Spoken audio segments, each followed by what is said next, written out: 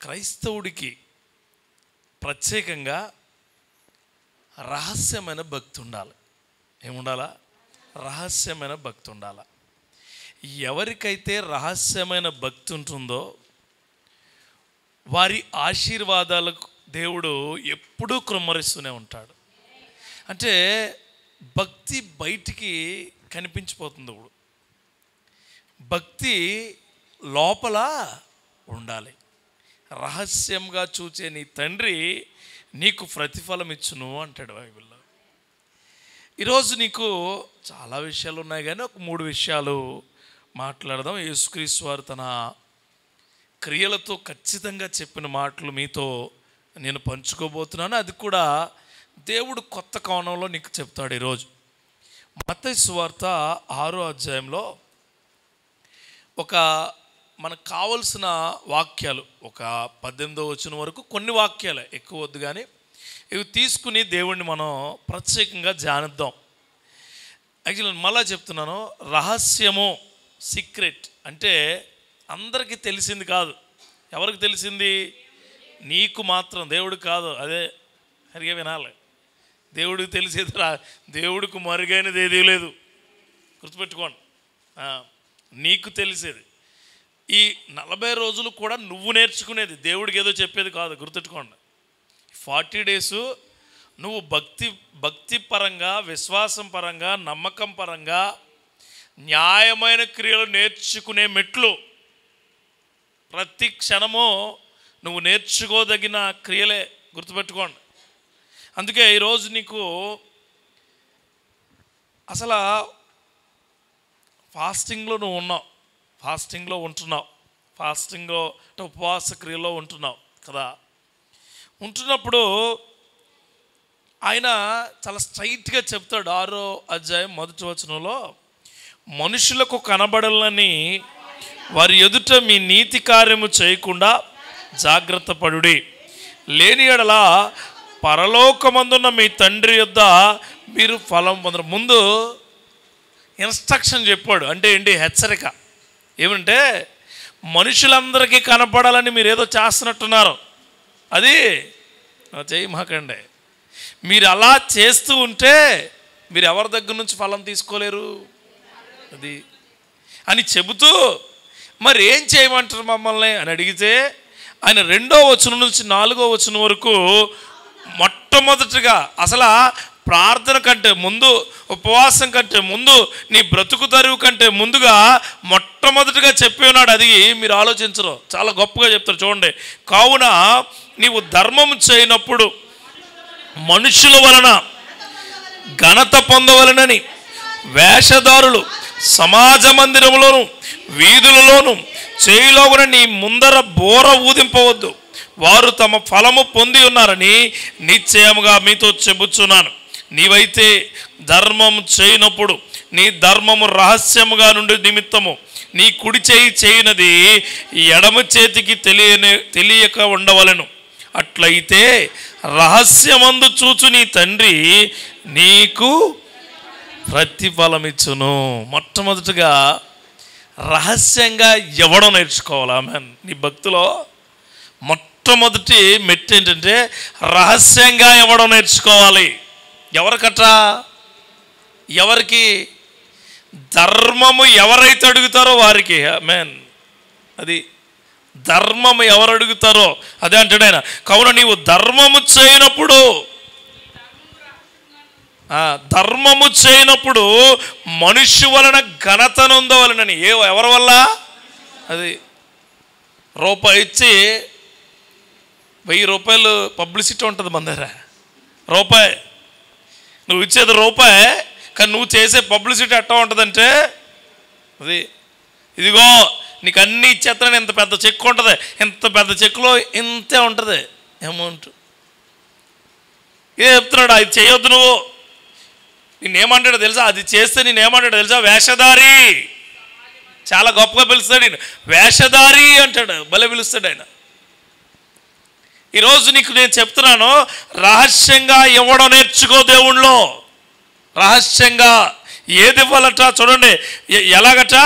మనుష్యుల వలన ఘనత పొందాలని తర్వాత ఇంకోటి, వేషధారులు సమాజ మందిరంలోను వీధుల్లోనూ చేయలాగున నీ ముందర పూర ఊదింపవద్దు, ఫలము పొంది ఉన్నారని నిశ్చయముగా. ఎవరైతే వేషధారుల్లా ఉంటూ వేషధారుల క్రియల్లో చేస్తూ ఉన్నారో వారి ఫలం వాళ్ళకు ఉంది. ఎవరి ఫలం? వాళ్ళు నువ్వు చూడకో, వాళ్ళు నువ్వేమివ్వాలో నువ్వు చూసుకో. దేవుడికి నువ్వేమివ్వాలి, దేవుళ్ళో నువ్వేమిచ్చుకోవాలి. ఎవరికి ఆకలేస్తే నువ్వు పెట్టాలని ఆలోచన నీకుందో వారికి దేవుడు ఏమంటున్నాడో పెట్టమంటున్నాడు. ఒకరోజు భోజనం పెట్టి 100 మందికి చెప్తాం మనం. 100 మందికి ఒక రోజుకి వాళ్ళు చెప్తారు. ఎవరు? బయట వాళ్ళు, దేవుడు అంటే తెలియని వాళ్ళు, దేవుడి క్రియలంటే ఆలోచన లేని వాళ్ళు, దేవుడి శక్తి అంటే తెలియని వ్యక్తులు బయట చెప్తారు వెళ్ళి, ఇలా ఇదిగో ఇక్కడ నేను ఇలా పెట్టాను ఈ టైంలో అని. వారిలా నిన్ను దేవుడు ఉండొద్దండి చెప్తున్నాడు, ఉండదని చెప్తున్నాడు. ఉండకూడదు అలాగా, నీ కొరకే చెబుతున్నాడు. ఏమనంటే వారి ఫలం వాళ్ళకు ఉంది. నేను మీతో చెబుతున్నాను, గుర్తుపెట్టుకో. నీవైతే కంపారిజన్ ఉంటుందండి దేవుళ్ళో. యేసుక్రీస్తు వారు చెప్పే మాటలు ఇప్పుడు కంపేర్ చేస్తూ చెప్తాడు ఆయన. ఇదిగో వాళ్ళు అలా ఉన్నారు, నేను నీకు చెప్తున్నాను గుర్తుపెట్టుకో. రహస్యమందు ఎవడో నేర్చుకో, నీకు చెప్తున్నాడు ఆయన. ఎలా అంటే చూడు, నీవైతే ధర్మం చేయనప్పుడు నీ ధర్మం ఎలా ఉండాలి? రహస్యంగా ఉండాలి. కుడి చేయికి చేస్తుంటే తెలియదట. అలా కాదుగా, నువ్వు 2 చేతులు విప్పేసేస్తావు ఏదొచ్చిన. అసలు మళ్ళా అంటే ఓపెన్ మైండ్ ఇటట, మళ్ళీ దానికి కొత్త పేరు ఏంటి? Open mind. నాది నేను అన్నీ బయటికి చెప్పేస్తానండి, అన్నీ. మరి నీ పాపం కూడా చెప్పాలిగా, పాపం కూడా ఓపెన్ మైండ్గానే ఉండాలి. నువ్వైతే పాపం చేయనప్పుడు గోనె బట్ట కట్టుకుని రోడ్డు మీదకి వచ్చి నేను పశ్చాత్తాపడుతున్నానని మరి దావీదు వలే ఏమేయాలి? నువ్వు నాట్యం ఆడాలా, కింద బూడిద రాసుకుని అంగలార్చాలా? అవి నీకు తెలీదు, అవి మనకు తెలియదు. అందుకే చెప్తున్నాను, ఉపవాస పండగలు కానీ ఉపవాస క్రియల్లో కానీ నువ్వు ఉంటున్నప్పుడు నువ్వు చేయాల్సిన మొట్టమొదటి పని రహస్యంగా ఇవ్వడం నేర్చుకో. ఏదైనా సరే రహస్యంగా. ఈ హృదయం నీదే, ఈ మనస్సు నీదే, ఈ జీవితం నీదే, ఈ క్రియలు నీవే. ఇదిగో నీకు నేను ఎలా ఇస్తున్నానో రహస్యంగా. నా కుడి చేయికి ఇస్తుండే ఎడం చేయికి తెలియ. అప్పుడట ఆయన ఏం చేస్తాడట? చూస్తారట అలా. అసలు దేవుడే ఆయన, ఇంకో మాట ఉంటుంది పత్రికల్లో, అసలు ఆయనకు మరుగైనది ఏది లేదంటాడు పౌలు. కానీ నువ్వేదిస్తున్నావు అది ఆయన ఎలా చూస్తాడట? సీక్రెట్గా చూస్తాడట. చాలా సీక్రెట్గా చూస్తున్నాడంటే నువ్వు ఇచ్చేది నీ కుడి చేయికి తెలియదు, నువ్వు ఇచ్చేది నీ శరీరానికి తెలియదు, కానీ నువ్వు ఇచ్చేది మాత్రం ఆయనకి తెలుస్తుంది. నువ్వు ధర్మం చేయను. ధర్మం అంటే మరలా ఏమి ఆశించకూడదు. ధర్మం అంటే నువ్వు మరలా తిరిగి ఇది నాకు ఇవ్వి, ఇది నాకు కావాలి, ఇది నాకు మరలా ఏమొస్తుంది అనేది ఇవ్వడమే. ఎముకలేదంటారుగా చేతికి, అది మనకు ఒళ్ళన్నీ ఎముకలే, చేతులకి ఎట్టి ఒళ్ళన్నీ మొత్తం అన్ని ఎముకలే. మనకి లేని ఎముకలు కూడా తెచ్చుకుని పెట్టుకుంటాం మనం. ఆ ఎముకలు ఇస్తుంటే ఏం అడ్డు పెట్టేస్తాయి? ఎముకలు అడ్డు పెట్టేస్తాయి. ఆగానని కదా. అదే చికెన్ తింటాంగా, చికెన్ తిన్నప్పుడు మెత్తన మొక్క అయితే లోపల పోద్ది, దుమ్ములు ఎక్కువ ఉంటే గొంతులు అడ్డుపడిపోద్ది, నోట్లోకి వెళ్దాం. ముళ్ళు ఎక్కువ ఉంటే ముక్కలు సరిగ్గా తీసుకోలేం. అలాగే మన చేతికి ఎముకలు ఒక 5 ఎముకలు ఉంటే నువ్వు ఎవరికైనా ఇచ్చేటప్పుడు కానీ దేవుడికి ఇచ్చేటప్పుడు కానీ 5-50 అయితే ఏమీ ఇవ్వనవదు.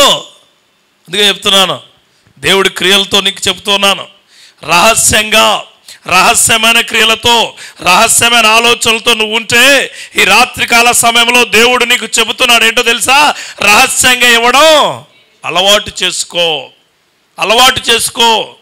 ఈ క్రియలు ప్రతిరోజు ఏదో ఒకటి నేర్చుకోవాలి. గుర్తుపెట్టుకోండి, ఈ 40 రోజులు ఎందుకంటే ఏదో ఒకటి నేర్చుకుని నీ భక్తిని పెంచుకోవాలి. భక్తిని పెంచుకోవటం వేరు, భక్తిలో నువ్వు ఎదగడం వేరు, భక్తిని ప్రదర్శించటం వేరు. అది నేర్చుకోవడం అంటే చెప్తా. క్రికెట్ మ్యాచ్ జరుగుద్ది కదా, క్రికెట్ మ్యాచ్ జరుగుతున్నప్పుడు ఆడువు ఒక మ్యాచ్కు ముందు 20 రోజుల ముందు ప్రాక్టీస్ చేస్తాడో ఏ బాల్ ఎలా ఆడాలి, ఏ బ్యాట్ని ఎలా కొట్టాలి, ఏ బాల్ ఎలా పట్టుకోవాలి, ఎవరికి ఎలా బాల్ వేయాలన్నది. కొన్ని వందల బాళ్ళు వేసిన తర్వాత అవతల అవుట్ అవడానికి ఒకే బాల్ వేయాలి మ్యాచ్లో. అది భక్తిని ఇవ్వడం. దేవుడికి స్తోత్రం కలుగునుగాక. నీ జీవితంలో చెబుతున్నాను, నీ ప్రాక్టీస్ సెషన్లో నువ్వు ఏదైతే చూసుకుంటున్నావో అక్కడ నిన్ను పరీక్షించుకుని, నేను ఇక్కడ తప్పు చేస్తున్నాను, ఇక్కడ ఒప్పు చేస్తున్నాను, ఇదిగో నా జీవితం ఎలా ఉంది, ఇవ్వకపోవడమే నా జీవితంలో నిన్ను చేసిన అతిపెద్ద తప్పు. నేను ఇవ్వడం నేర్చుకుంటాను. అందుకే యాకోబు పత్రికలో 2వ అధ్యాయము 15వ వచనం చదవండమ్మా. సహోదరుడైనను సహోదరి అయినను దిగంబరులై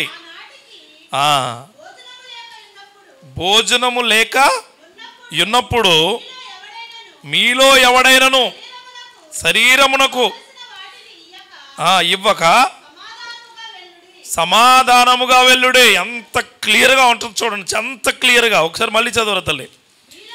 మీలో ఎవరైనాను అనలేదు, ఏమన్నాడైనా మీలో. ఇవ్వలేనోడు గౌరవం ఏమి ఉండదండి, ఉండదు. చూడండి, చాలా చాలా క్లారిఫైగా చూడాలి వాక్యాన్ని. మనం నేర్చుకునే తత్వంలో నేర్చుకునే చూడండి, చదువు. మీలో ఎవడైనను శరీరమునకు కావలసిన వాటిని ఇయ్యక సమాధానముగా వెళ్ళుడి, చలి కాచుకునుడి, తృప్తి పొందుడని చెప్పినట్లు ఏమి ప్రయోజనము? అసలు ఆకలేస్తుంది, ఒకడికి ఆకలేస్తుంది, కడుపులో ఆకలేస్తే కడుపు పైన కప్పుకోవడానికి టవల్ ఇస్తే పని అయిద్దా? మనం అదే చేస్తున్నాం, ఆభక్తే చేస్తున్నాం మనం, ఆభక్తే.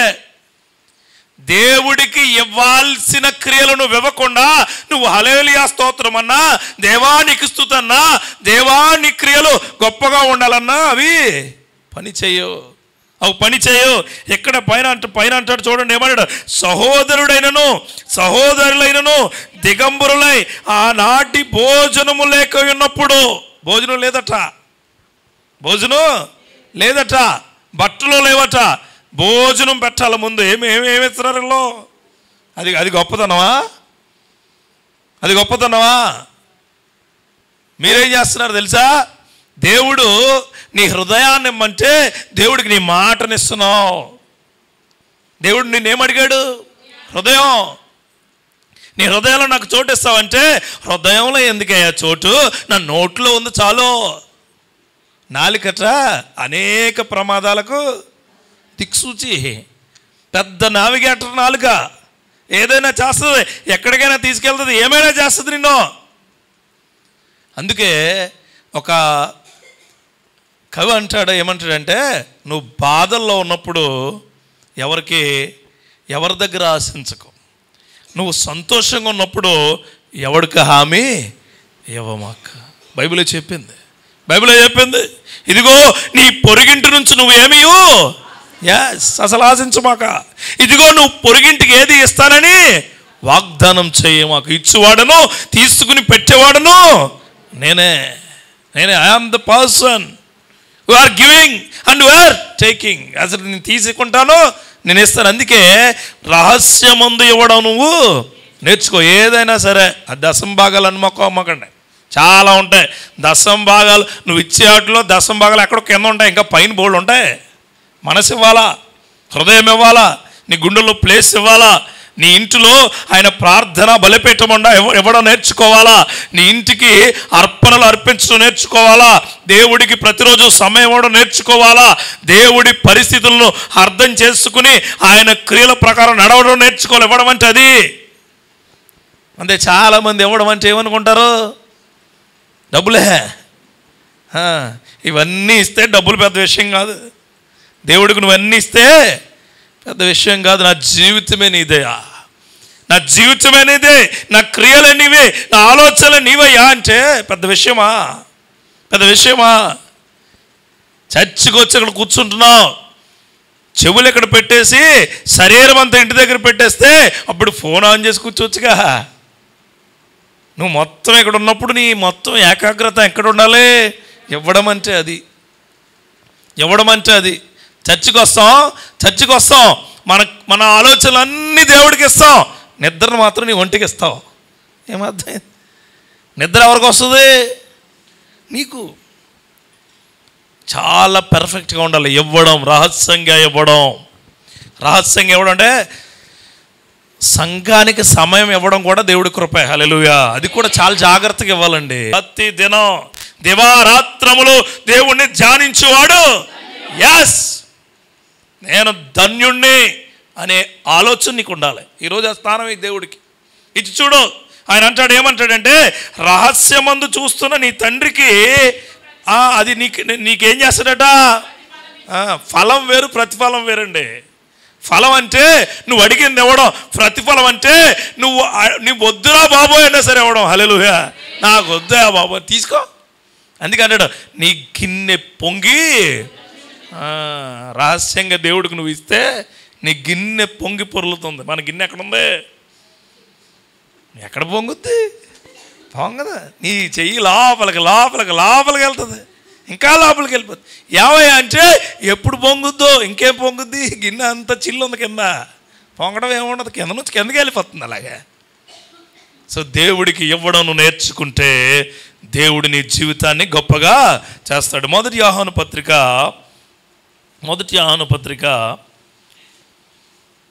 3వ అధ్యాయము 17-18 వచనాలు చదవండి.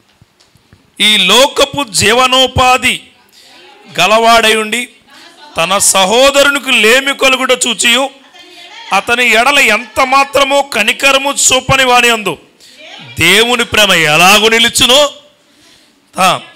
చిన్నపిల్లలారా, మాటతోనూ నాలుకతోనూ కాక క్రియలతో సత్యముతోనూ ప్రేమించుము. హల్లెలూయా. ఎంత టెక్నికల్గా రాశాడంటే ఈయనది మాట. చూడండి, ఇలా ఉంటుంది మాట. ఈ లోకంలో అతను బ్రతకడానికి కోల్పోయాడట. ఏంటి? జీవనోపాధి కోల్పోయిన తర్వాత అతను కోల్పోయాడని నువ్వు కానీ సంకలు కొట్టుకుంటే నీకేం ఉపయోగం? ఏమీ లేదు. ఈ లోకంలో చాలామంది జనాంగం ఒకడెప్పుడు పడిపోతాడా, ఒకడెప్పుడు ఓడిపోతాడా, ఒకడెప్పుడు ముందుకెళ్ళడా, ఒకడెప్పుడు పడిపోతే నేను చూసి ఆనందించాలా అనే లోకం నీ కొరకే రాశాడు ఈ వాక్యం. నీ కొరకే. అబ్షలోము దావీదును కొట్టాలని పరిగెత్తాడు, కానీ అబ్షలోము కంటే దావీదు పేరే గొప్పగా ఉంది. హల్లెలూయా. నీకు అదే చెప్తున్నాడు. ఒకసారి చదవండి. తన సహోదరికి లేమి అంటే ఏంటి?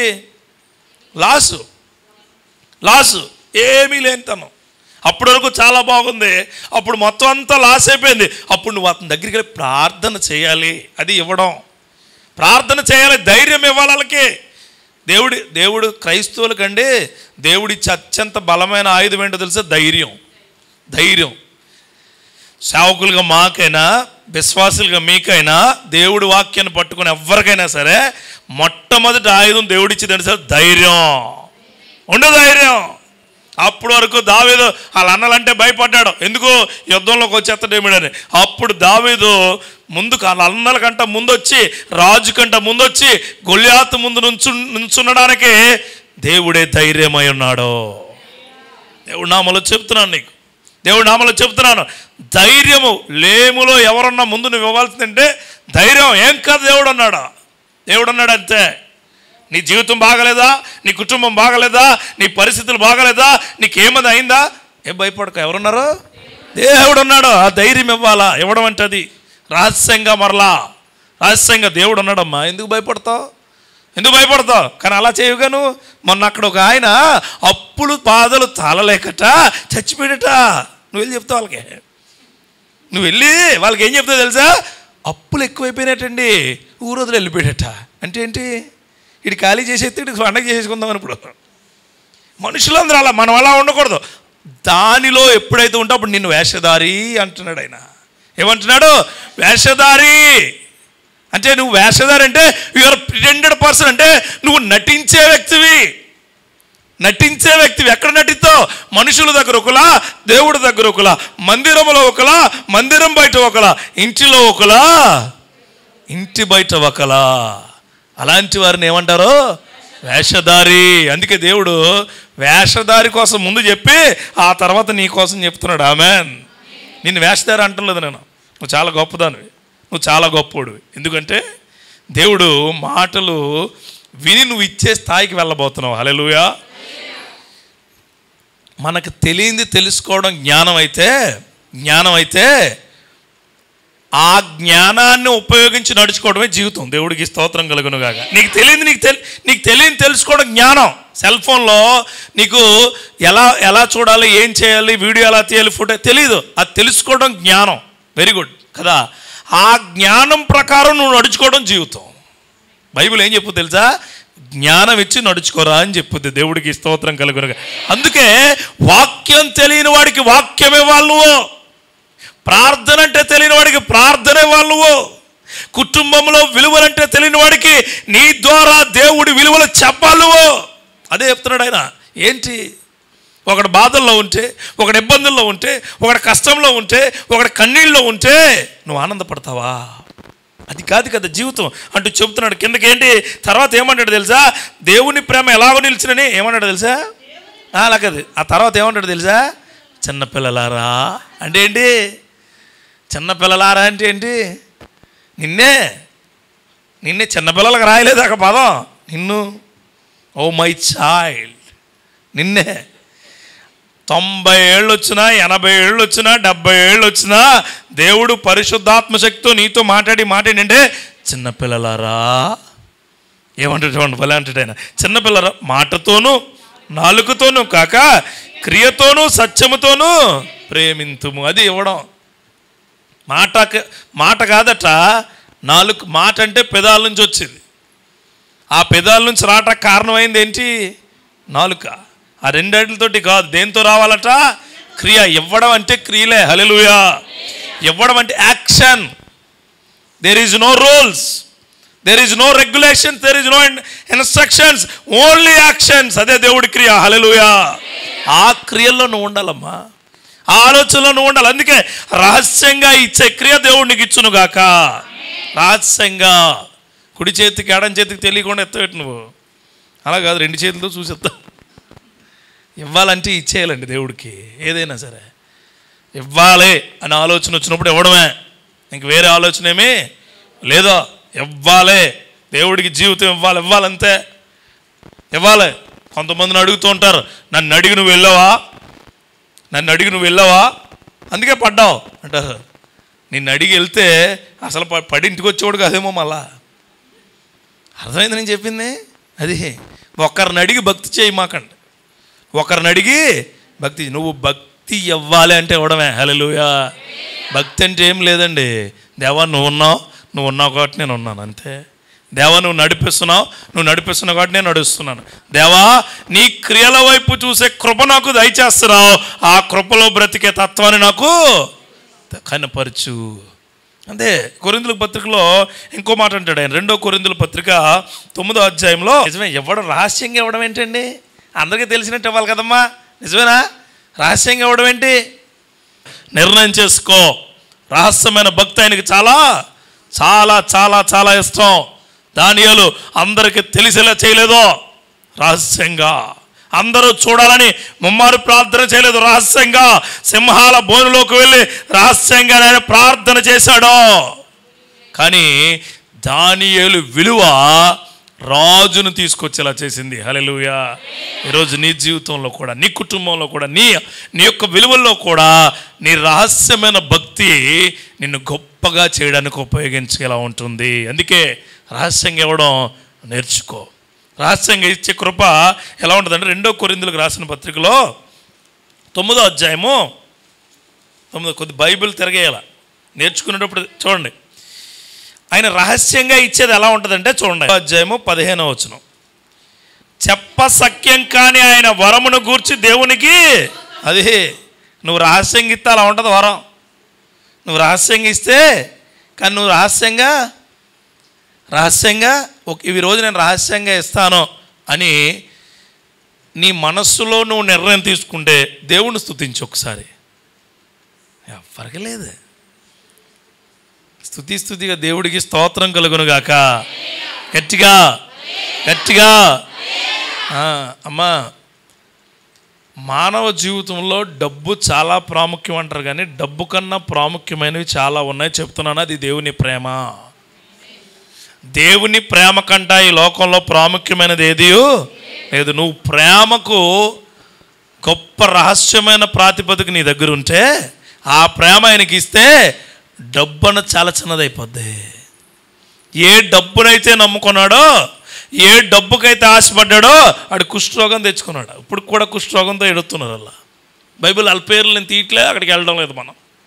ఏ డబ్బుకైతే ఆశపడ్డాడో, ఏ రొట్టెలకైతే ఆశ పెట్టాడో వాడికే చెప్తున్నాడు యేసుక్రీస్తు ఏమని, దాని ద్వారా ఎవడో బ్రతకలేడు, వాటి ద్వారా ఎవరు బ్రతకలేడు. ఈరోజు నీకు కూడా చెప్తున్నాను, దేవుడి మాటకు రహస్యంగా విలువ ఇవ్వడం నేను నేర్చుకుంటే, దేవుడి క్రియలకు విలువ ఇవ్వడం నేను నేర్చుకుంటే, దేవుడి ఆలోచనల్లో నువ్వు విలువగా ఉంటే, ఆ దేవుడు నీతో చెబుతున్నాడు, నువ్వు తీసుకునే వరము చప్పసఖ్యం కాకుండా ఉంటుంది. చాలా గొప్పగా ఉంటుందండి వరం. దేవుడు వరాలు మనం వర్ణిస్తామా? అసలు వర్ణించలేం. 10వ అధ్యాయము 18వ వచనంలో ఇంకో మాట అంటాడు ఆయన. చూడండి, ఇక్కడ 2 కొరింథీ 10వ అధ్యాయము, అనేకులు శరీర విషయంలో అతిశయపడుచున్నారు కనుక నేనును అలాగే అతిశయపడుదును. ఇక్కడే అక్కడ పక్కనే ఉంటుంది. అలాగే అంటే ఇది ఎందుకు చెప్పి కూడా నాలాగే అనుకుంటున్నారు అని మీరు అనుకుంటే మీకోసం చెప్తున్నాను. చూడండి ఒకసారి చదవమ్మా. అతిశయ చుల్లపాలు పెంచుకుంటాను, జడలు వేసుకుంటానంటే కుదరదు. క్రికెట్ లేకపోతే వాలీబాల్ ఆడితే గోల్డ్ పెద్ద పెద్ద పెంచుకుంటానే కుదరదు. నేను రానెవరు, అసలు నేను రాణిస్తారా? రానెవరు. అలానే దేవుళ్ళో వాడిలా నేను ఉంటానంటే కుదరదు. నీలాగే నేను ఉంచమన్నాడు దేవుడు. హల్లెలూయా. నీలాగే నువ్వు బ్రతకన్నాడు. అందుకే ఇందాక మీరు చదివారు కదా, అది మళ్ళీ ఒకసారి చదవండి. 10వ అధ్యాయం 18. ప్రభువు మెచ్చుకున్నవాడే యోగ్యుడు కానీ తనను తాను మెచ్చుకున్నవాడు యోగ్యుడు కాడు. అంటే ఇచ్చేవాడిని ఆయన మెచ్చుకుంటాడు. హల్లెలూయా. ఇచ్చేవాడు, రహస్యమంది ఇచ్చేవాడు అంటే ఆయనకి చాలా ఇష్టం అండి. చాలా చాలా చాలా ఇష్టం. న్యాయాధిపతులు 12 మందిని చూసాం. 12 మందిలో ఒకే వచ్చును గొప్పగా ఉన్న న్యాయాధిపతి ఒకరిని చూస్తాం, షమ్గరు. ఆయన చాలా శక్తివంతంగా ఇస్తాడు దేవుడికి అన్ని. ఆమేన్. మునికోలు అంటే నాగలికి పైన కట్టే మునికోలుతో 600 మందిని చంపేస్తాడు. గిద్యోను 300 మందే చెప్తాడు, కానీ మునికోలుతో 600 మందిని చంపుతాడు. అది న్యాయాధిపతి గ్రంథంలో ఉంటుంది. 3వ అధ్యాయం 30 తీయొద్దు 30 వచనంలో ఉంటుంది. తర్వాత చదువుకోండి. మనుషుల కోసం వెళ్ళట్లేదు, మనం క్రియ కోసం చెప్తున్నాను. మనుషులు మనకు అనవసరం బైబిల్లో. అప్పుడు క్రియ నేర్చుకోవడం, క్రియలు కావాలి. మనుషుల ద్వారా నువ్వేమీ రాదు. మనిషి గుర్తుంటాడు, కానీ క్రియ గుర్తుండాలి. ఏ క్రియ? రహస్యంగా ఇచ్చే క్రియ. హల్లెలూయా. అందుకే మొట్టమొదటిగా నీ భక్తి రహస్యంగా ఉండాలంటే మొట్టమొదటి ఏం చేయాలా? రహస్యంగా ఇవ్వడం నేర్చుకోవాలి. ఏదైనా జీవితమైనా ప్రార్థనైనా అనేక విషయాలు ఏమైనా సరే రహస్యంగా ఇచ్చే కృప దేవునికి ఇచ్చునుగాక. రెండో మాట 5వ వచనం చదవండి. మత్తయి సువార్తమ్మ. మీరు ప్రార్థన చేయనప్పుడు వేషధారుల వలె ఉండొద్దు, మనుషులకు కనబడాలని సమాజ మందిరములో వీధుల మూలలో నిలిచి ప్రార్థన చేయుట వారికి ఇష్టం. వారు తమ ఫలము పొంది ఉన్నారని నిశ్చయముగా మీరు మళ్ళీ చెప్తున్నాడు. ఏంటి? మళ్ళీ బయటల కోసం చెప్తున్నాడు. ఏంటి? కంపారిజన్. పాఠం అంటే వాళ్ళు అలా ఉన్నారు కాబట్టి నువ్వు అలా ఉండొద్దు. అర్థమైందా?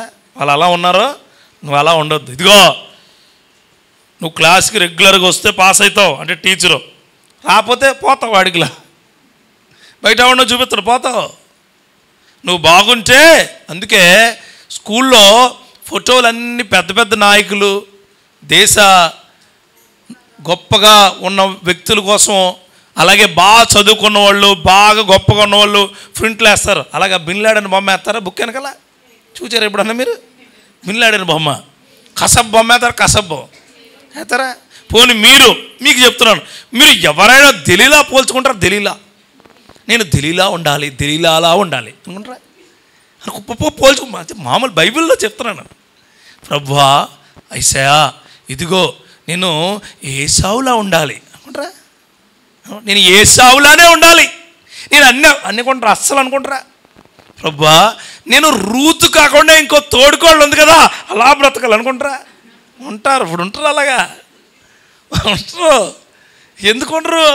ప్రభువా నేను మంచి శిష్యుడు ఉన్నాడు కదా ఇస్కరియోతు యూదా అలా ఉండాలి అంటారా? ఎవరన్నా అంటారా? అదే చెప్తున్నాడు ఈయన. బయట వ్యక్తులు ఒకలా ఉన్నారు, వాళ్ళ ఫలం వాళ్ళకు ఉంది, వాళ్ళ క్రియలు వాళ్ళకు ఉన్నాయి, అలా నువ్వు ఉండొద్దు. వాళ్ళు వేషధారులో. ప్రార్థన అంటే ముసుగు వస్తుంది కానీ లోపల రహస్యం అన్నది ఉండదు. వారు ప్రార్థన అంటే మోకాళ్ళు వేస్తారు, ఆ మోకాళ్ళకు విలువ ఇవ్వరు. వారికి వాక్యం అంటే అమ్మో అని చూసేస్తారు కానీ బైబిల్ వాక్యం లోపలికే వెళ్ళు. చర్చ్ అంటే అమ్మో చర్చ అంటారు, గబగబా వచ్చేస్తారు కానీ లోపల మాత్రం అడుగులు ముందుకెళ్తాయి కానీ మనసులో అడుగులు వెనక్కే వెళ్ళిపోతాయి. వారి కోసం చెబుతూ నీ కోసం చెబుతున్నాడు. మరలా ఎవరి కోసం? వేషధారులు. ఒకవేళ ఆ వేషధారి నువ్వంటే నీ జీవితం బాగుపడదు. దేవుడికి స్తోత్రం కలుగును గాక. నేనే ఆ వేషధారిని అంటే ఈ రాత్రికాల సమయంలో దేవుడు నేను మార్చబోతాడో. రెండోది రహస్యంగా ప్రార్థించటం నువ్వు నేర్చుకోవాలి. అందరూ పడుకున్న తర్వాత చాలా నెమ్మదిగా ఉంటుంది, అప్పుడు మొదలు పెట్టాలి. ప్రభువా చాలా నెమ్మదిగా, ప్రభువా నాతో మాట్లాడాయా, నువ్వు మాట్లాడి ఛానల్ అయింది నాతో, ఒక్కొక్కసారి మాట్లాడు ప్రభువా, నా మనసును చూడు, నా క్రియలను చూడు, నేను పాపినయ్యా, ఘోరమైన పాపిని అని నువ్వు మాట్లాడితే రహస్యంగా వినే దేవుడు నీ ప్రార్థనకు జవాబిస్తాడు. ప్రార్థన అంటే దేవుడికి నీకు అనుసంధానమైన క్రియ, దేవుడికి నీకు వారధి, దేవుడు ఆ వారధి నుంచి నీకు గొప్ప క్రియలు పంపిస్తాడు. అందుకే వేషధారి వలె నువ్వు చర్చిలో గట్టిగా మాట్లాడాలా, గట్టిగా ప్రార్థన చేయాలా, ఇంటిలో రహస్యంగా ప్రార్థన చేయడం నేర్చుకో. అందుకంటే చూడండి ఏమన్నాడు, చూడండి, నీవు ప్రార్థన చేయనప్పుడు నీవు గదిలోనికి వెళ్ళి తలుపు వేసి రహస్యమందున నీ తండ్రికి ప్రార్థన చేయము, అప్పుడు రహస్యమందు చూచి నీ తండ్రి నీకు ప్రతిఫలమిచ్చును. ఇంకో మాట అంటాడు చూడండి, మరియు నీవు ప్రార్థన చేయనప్పుడు అన్యజనుల వలె వాడిపోవాలా, వీడిపోవాలా, వాడి చచ్చిపోవాలా, వాళ్ళ బండి చిల్లడిపోవాలా, ఇవే నువ్వు చూసుకోండి. ఏదైతే విత్తుతావో అది ఖచ్చితంగా కోసేస్తాను, ఏదైతే మాట్లాడో ఖచ్చితంగా దేవుడు అది నీకు చూపించేస్తాడు.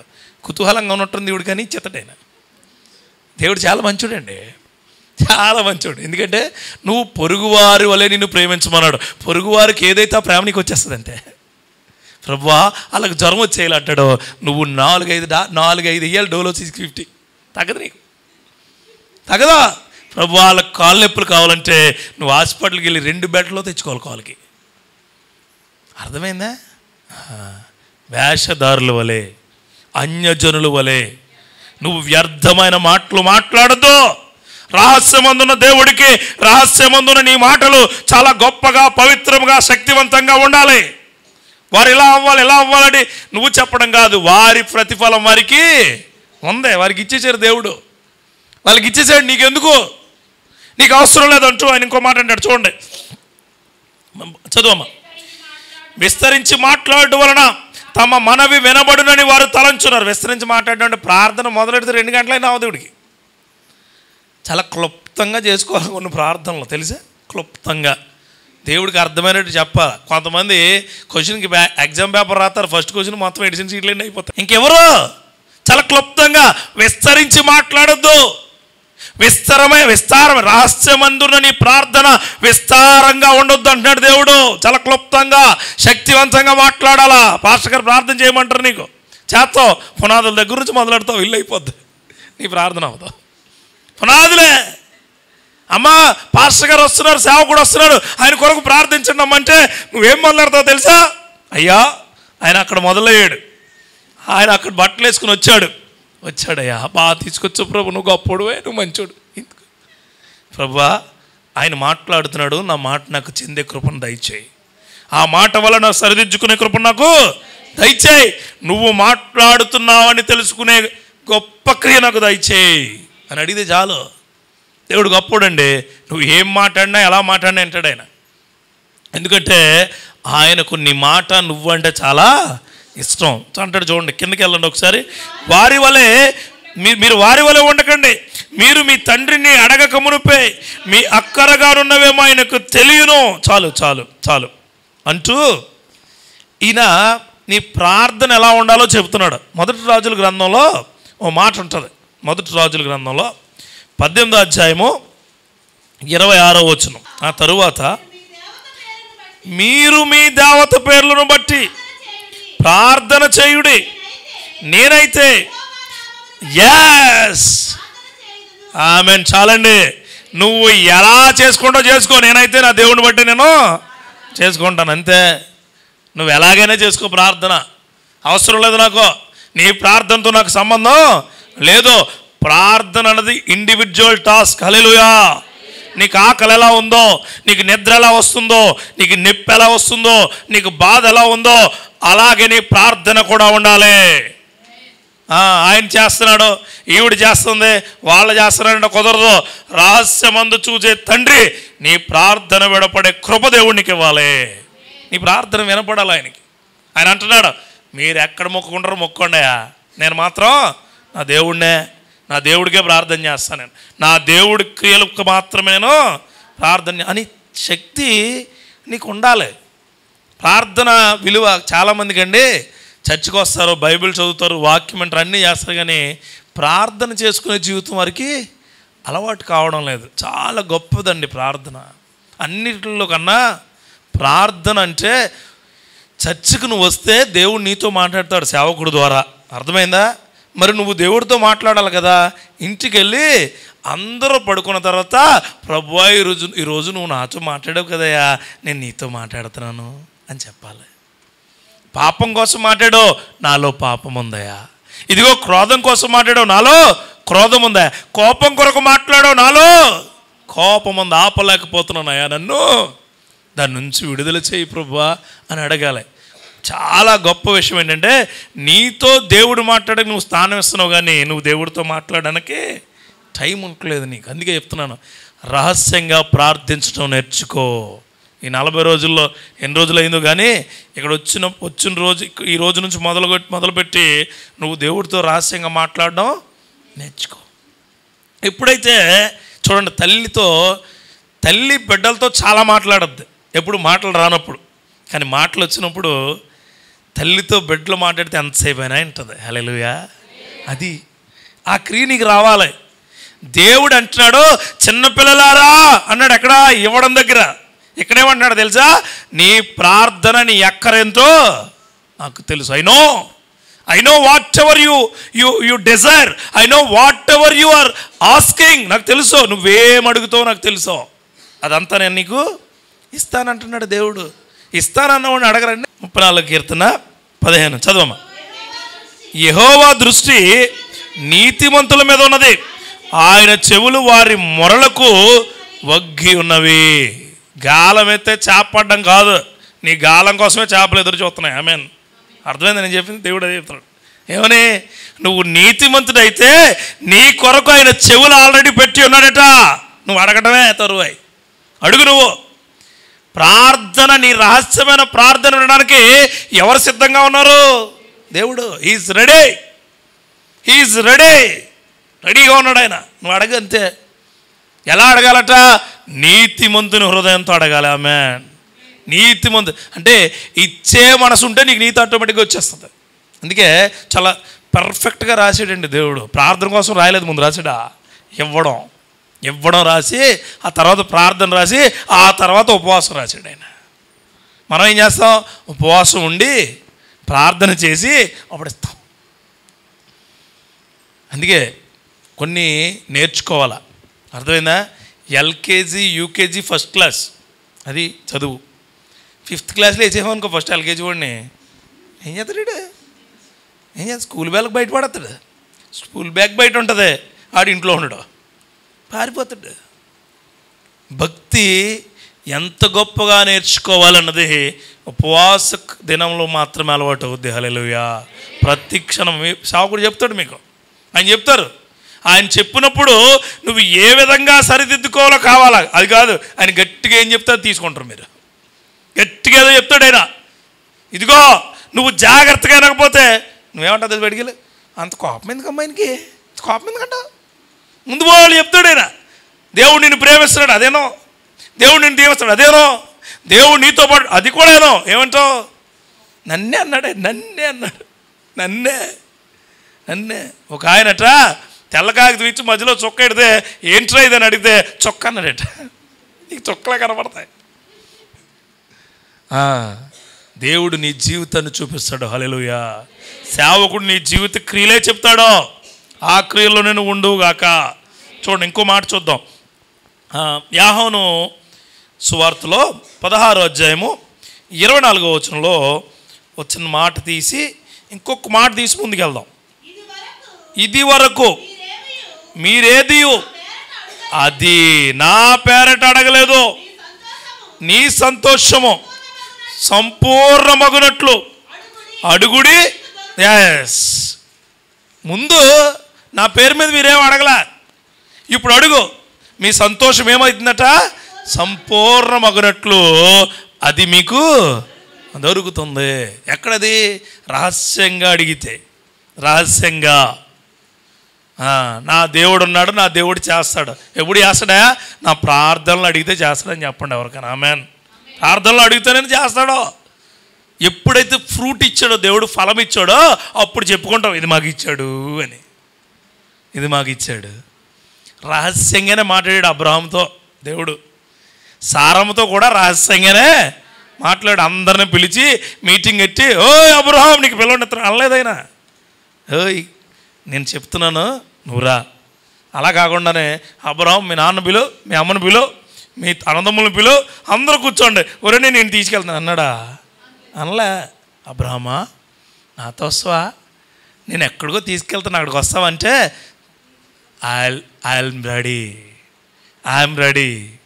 నేను వస్తాను. అందుకే ఆయన నడిచిన మార్గాల్లో ఎక్కడ ఆయనతో దేవుడితో అబ్రహాం మాట్లాడాడు అక్కడ ప్రతి చోట ఏం కట్టాడు? ఆయన బలిపీఠం కట్టాడు.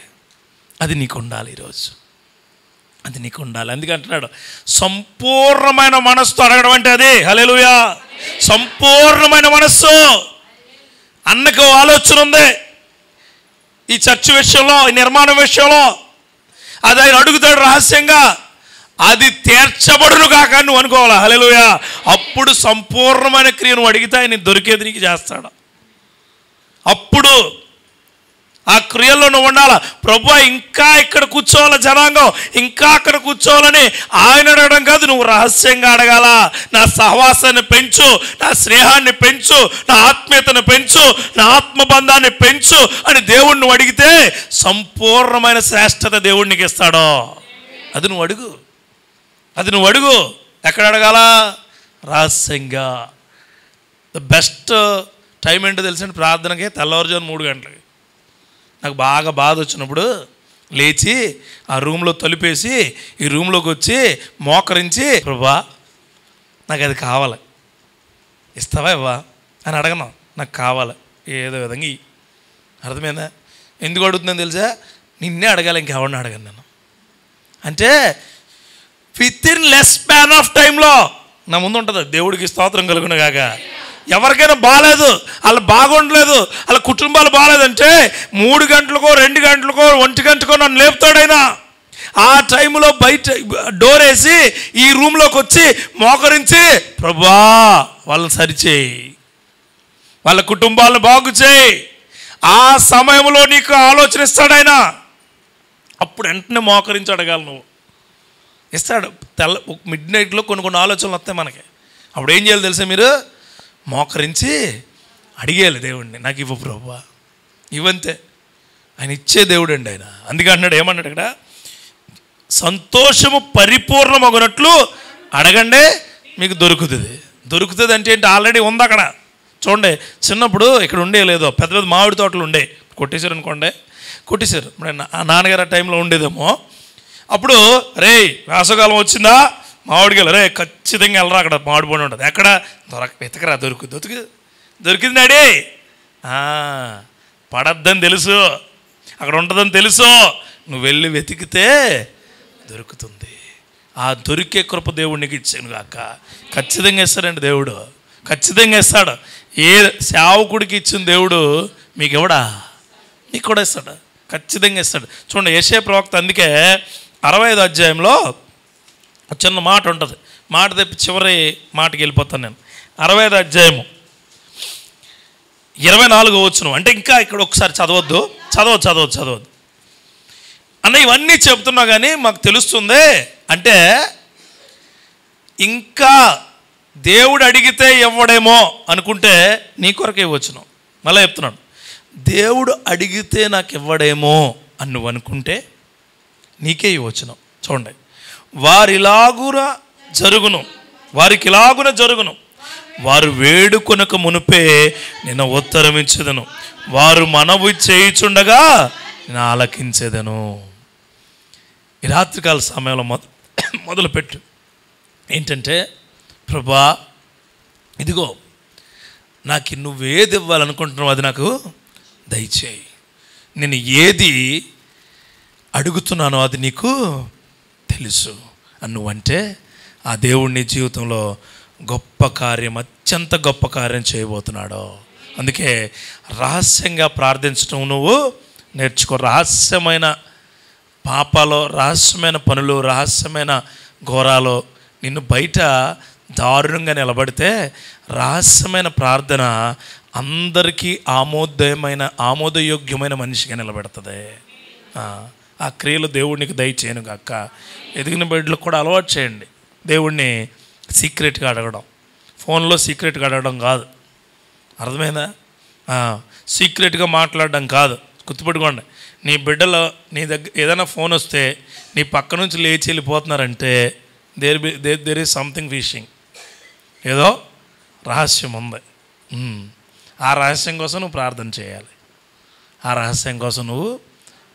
చేయాలి. బాలుడు నడవలసిన త్రోవని దేవుడు నేర్పమన్నాడు కదా. ఆడి త్రోవ ఆడిదని వదిలేసావు అనుకో, నువ్వు కూడా ఆడి త్రోవలోకి వెళ్ళిపోతావు. అలాంటి ఆలోచన క్రియలు నీకు ఈరోజు ఉంటే ఖచ్చితంగా ఎవరికి ఒకరికి ఉంటాయి ఇవి ఇక్కడ ఉన్న వాళ్ళకి. అలాంటి క్రియలు నీకుంటే రహస్యంగా ఈ రాత్రికాల సమయంలో దేవుడిని అడుగు. నువ్వు ఊహించలేని గొప్ప క్రియలు దేవుడు నీకు చేస్తాడు. ఊహించవు అసలు. అంటాడు, చెప్పాడు కదా ఇందాక, ఏమని పౌలు గారు అంటాడు, చెప్పసఖ్యం కానీ వరమును నాకు నువ్వు ప్రసాదించితివి, దేవునికి స్తోత్రం అంటాడు ఆయన. ఎంత గొప్ప మాట అండి. ఈరోజు రాత్రికాల సమయంలో దేవుడు నీతో స్పష్టంగా మాట్లాడు 2 మాటలు. ఏంటి? రహస్యంగా ఇవ్వడం, రహస్యంగా ప్రార్థించడం. 3వది 16వ వచనం చదవండి మత్తయి సువార్తలో. మీరు ఉపవాసము చేయనప్పుడు వేషధారుల వలె దుఃఖముఖలై ఉండకండి, తాము ఉపవాసం చేయుచున్నట్లు మనుషులకు కనబడవలని వారి తమ ముఖమును వికారము చేసుకుందరు, వారు తమ ఫలము పొంది ఉన్నారు నిశ్చయముగా మీతో. మళ్ళా ఏం చెప్తున్నాడు? ఆయన బయట కంపారిజనే. నేను ఈరోజు మీకు అంత పాఠమా చెప్తున్నాను. కంపారిజనే. ఇదిగో వాళ్ళు ఎలా ఉంటారో. వ్యతిరేక పదాలు చదివారు మీరు? మంచి చెడు, వెళ్తున్నాను, అది ఇలా ఉంటాయి కదా. బలి తెలిసి మీకు అమ్మో అసలు మామూలు లేదు. నేను వెతుక్కున్నాను కానీ మీరు వెతుక్కోకుండా చెప్పేస్తున్నారా? దేవుడు ఏం చెప్తున్నాడు తెలుసా? చెడుని మంచి ముందు చెప్పి మంచిగా ఉండండి బాబు అంటున్నాడు. Is a bad for me, you are a good అంటాడు ఆయన. నా కొరకు నువ్వు మంచిగా ఉండో ఆయన అంటాడు. ఏమని? నా ముఖకాంతి నువ్వు చూడలేవు, అందుకే నేను చూడలేకపోతున్నాను. సినాయి పర్వతం పైకి ప్రార్థన చేస్తుండే, అయ్యి బాబే అంత వెలుగు ఉందేంటి అంటాడు ఒక ఆయన భక్తుడు. అవి కాదు మనకి. నువ్వు కూడా అంతే. దేవుడిని దగ్గరికి వస్తే నువ్వు ఎక్కడ ఫీల్ అయిపోతావు అని ఆయన ఏం చేస్తున్నాడు?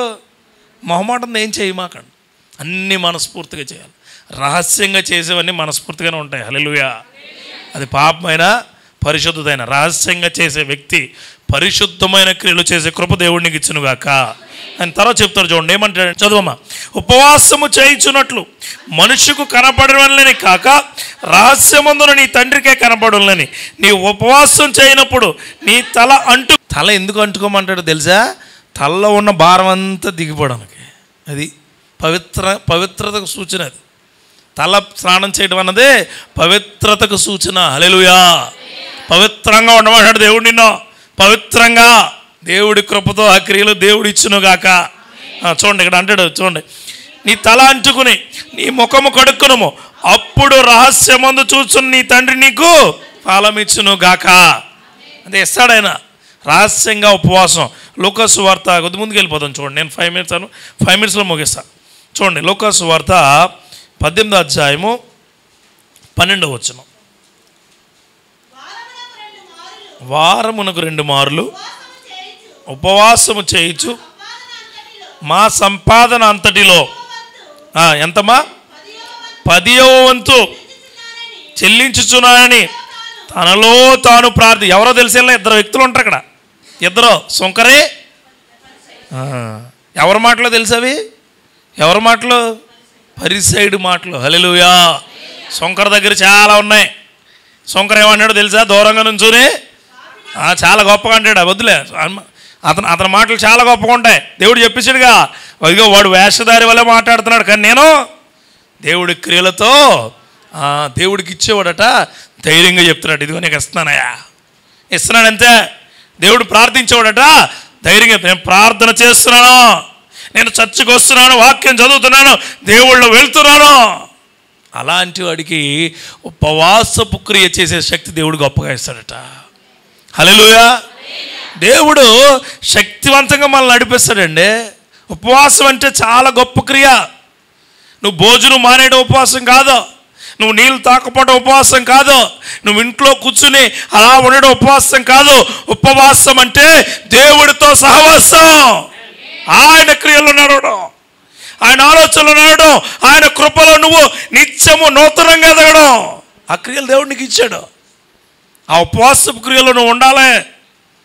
ఈ భోజనం చేయడం ఎంత చెప్పనుగా, ఏమని డబ్బులు ఇవ్వడం కాదు, భోజనం చేయడం కానీ ఇవన్నీ సెకండరీ. ప్రైమరీ ఏంటంటే ఆయనతో నువ్వు ఉండడం. ఆయనతో, ఎవరితో? ఎస్, నీతో ఉన్నాను ప్రభువా. వ్యాధి అయినా, బాధ అయినా, ఇబ్బంది అయినా, కష్టమైన, కన్నీళ్ళైనా నేను నీతోనే ఉంటాను అంటే సహవాసం చేయడం. ఉపవాసం అంటే దేవునితో సహవాసం చేయడం. దేవుడికి స్తోత్రం కలుగును గాక. గుర్తుపెట్టుకో, I'm always with you God. అప్పుడు నేను నీతోనే ఉంటానంటాడు ఆయన, నీతో. అందుకే కీర్తన గాడు అంటాడు 35వ కీర్తన 13వ వచనం, 2 వచనాలు ఉన్నాయి, చదివేసి అన్నగారికి టైం ఇచ్చేస్తాను. 13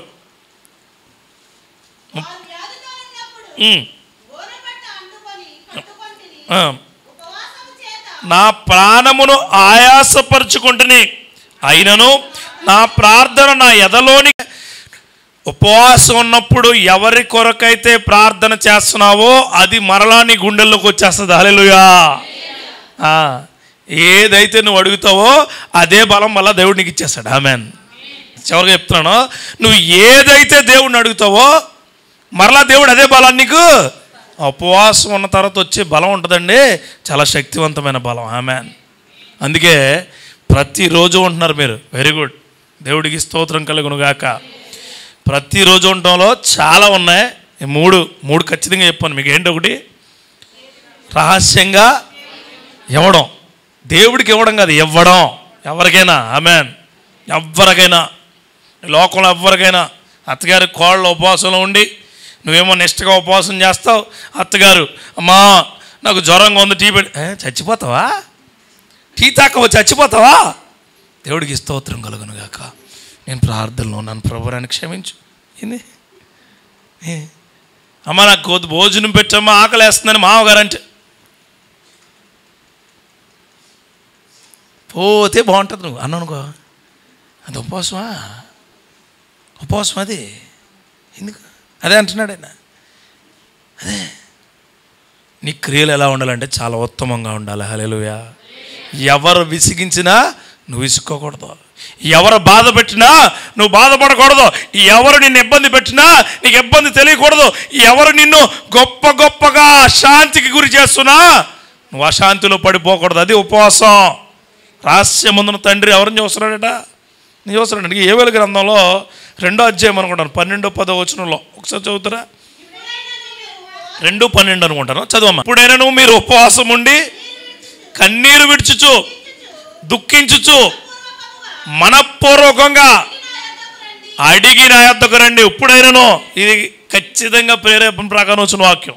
ఎప్పుడైనాను ఇప్పుడైనాను ఇప్పుడైనాను ఇప్పుడైనాను. పెద్ద అత్యద్భుతమైన పునాది వేసేళ్ళారు పెద్ద ఆయన. అర్థమైంది ఇక్కడ. ఆయన చాలాసార్లు చెప్పుంటారు, తర్వాత ఈయన చాలాసార్లు చెప్పుంటారు, నేను మళ్ళీ చెప్తున్నాను. ఏమని? ఎప్పుడైనాను ఉపవాసం ఉండి కన్నీళ్లు విడిచుచు. రెండిట్లకి చాలా తేడా ఉంది. కన్నీళ్ళు పెట్టడం అంటే అయ్యో పాపం అని చొక్కలు రావడం, దుఃఖించడం అంటే ప్రభు నా బ్రతుకు కూడా అలాగైపోద్దేమో అంటాం. ఇంట్లోకి తేడా తేడం తెలుసా? అన్నయ్యని కొట్టేస్తుంటే చెల్లి కన్నీళ్ళు గారిచేద్దాం అని తర్వాత కొట్టేస్తారేమో అని, దీన్ని కొట్టేస్తున్నారు అనుకో అప్పుడు ఇది దుఃఖిస్తూ ఉంటుంది. అది రెండిది. కన్నీళ్లు కార్చు దుఃఖించుచు మనపూర్వకంగా దేవుడి దగ్గరికి వచ్చే కృప దేవుడు మీకు ఇచ్చునుగా.